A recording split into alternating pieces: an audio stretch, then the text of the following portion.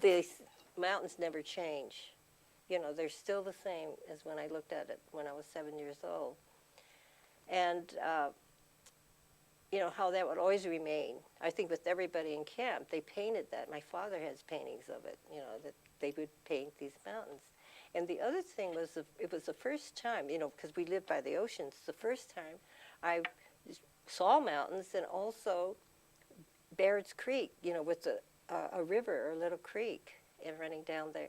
And so one of my pastimes, which I thought was, you know, I would spend hours doing it, was getting I had a glass jar, I don't know where I got it, but just going down to Bairs Creek and above it where it was still, you know, little tricklets going down, and filling it with just with water.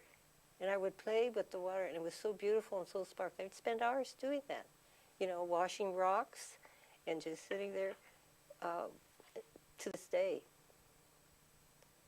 That whole relationship, I think, was my first relationship with nature. But water is a big thing, which is today, you know, is very symbolic in terms of Manzanar and the water and how precious the water is, and this water is going to, I don't know, or to LA or so forth, but it was precious to me in a very different sense, that it was so beautiful and it was magical, and I think it really